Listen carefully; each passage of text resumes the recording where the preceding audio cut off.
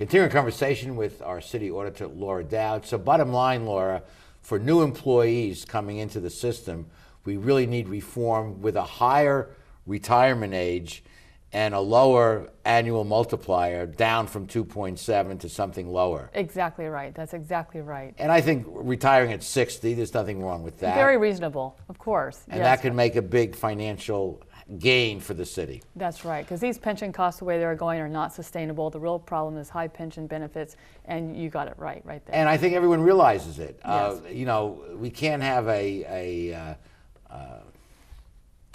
superior class of workers who, I mean, public workers do a great job. I'm a public worker, I work for the university, but still, it's not fair to people who are trying to survive in the private sector without guaranteed pensions, without a guaranteed job, to have these enormous pensions in the public sector from people that have secure jobs. Main Street is rebelling against this. Absolutely, and we have to get control of it. Okay, audits in progress very quickly for the next few years. You're auditing the Long Beach marinas, and that's the first step in a whole audit of the Tidelands Fund. Yes, that's right. As you know, we did an audit of the Port of Long Beach, and as they make transfers to the city or to the Tidelands Fund, our Tidelands Fund is in trouble. It's not sustainable. We want to find out why. So our marinas is a first piece to see whether or not our marinas are first self-sufficient, and if not, why? And if they're not, what does that mean for the Tidelands Fund as a whole? And how can we get this fund stable and sustainable to meet the demands of our beaches and marinas and all the critical capital infrastructure that's needed over there? It's amazing. We have not, as a city, invested in those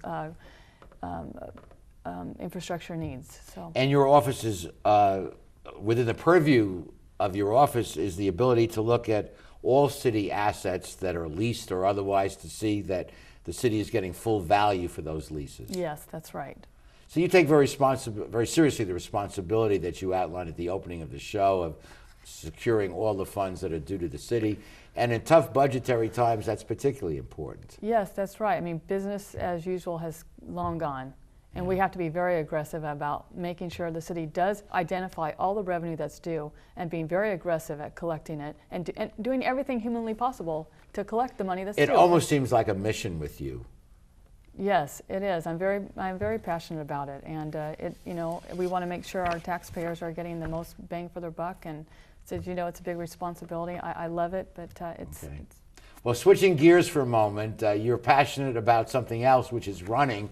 And here's a picture of Laura being given flowers by her daughter Kelly upon the completion of the Long Beach Marathon. You ran 26.2 miles. Yes, it was great. It was a really great experience, and I had trained for it for a while, but it's really one of my outlets. As I mentioned, this is a big responsibility being the city auditor, and I needed an outlet. My first year in office, I realized it. So I took up running. And oh, you just took up running when you got elected? I'd run a little bit in the past, okay. But nothing, this extent, I guess. Yeah. And so I run with some other women in the morning, early mornings, and it has just been a great outlet for me. Let me quote Laura, who is quoted in Doug Krikorian's column a few months ago, a very lovely column.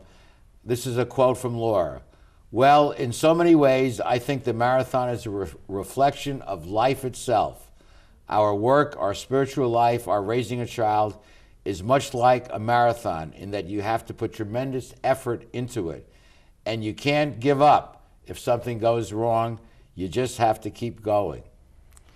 Yes, that's right. Life is hard sometimes, and you do, life takes consistent effort all the way through, just like a marathon. And you set goals in life, and you work toward those goals. And a couple parallels I found on the course that have to do with life as well is that there are aid stations along the way. And there are people there to help. And in a marathon, it's particularly important that water and that encouragement and the spirit the you energy feel, coming back from the crowd. Not only the aid station physically helping you through water and so forth, but emotionally and mentally, it's a great boost. And I think in life there are aid stations along the way. People are there to help us. Wow. And in return, I think we need to look for opportunities to help other people as well. And then there's about after mile 20, something called the wall. The people talk about hitting the wall, yes. where there's just excruciating pain throughout your body. And You have to reach down deep. deep. And that's what I like about marathons, is because it's more than physical, it's mental. And I really believe after mile 20, it's all mental.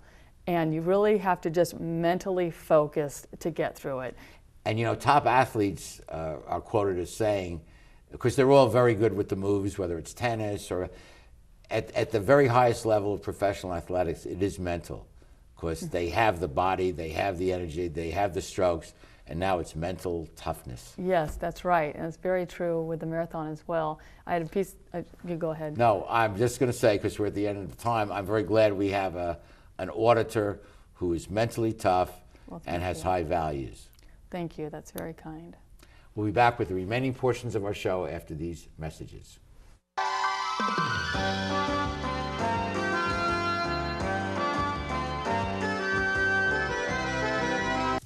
Welcome to McKenna's on the Bay, where fine dining is complemented with a breathtaking view. McKenna's is a restaurant of incredible ambiance, providing service and cuisine with style, class, and romance. The menu offers a variety of appetizers, serious seafood, prime steaks, an oyster bar, and specialty entrees for either lunch or dinner. McKenna's on the Bay features patio dining, nightly entertainment, and 2 banquet facilities. No matter what your occasion, McKenna's on the Bay is like being on vacation. Join us today at McKenna's on the Bay.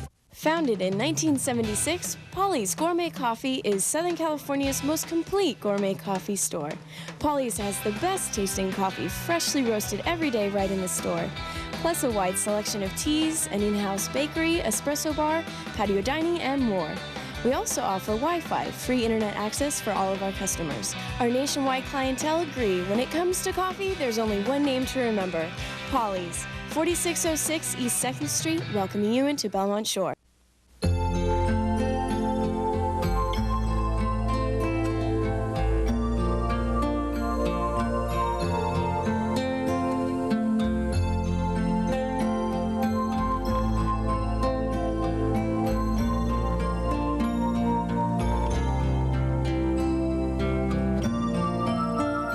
Take care of those who are closest to you, from our family to yours. McCarty's Jewelry, since 1932. How do you like your chances the rest of the way? I got no idea. But I do know that if we stay with Naples Rib Company, at least we won't go hungry.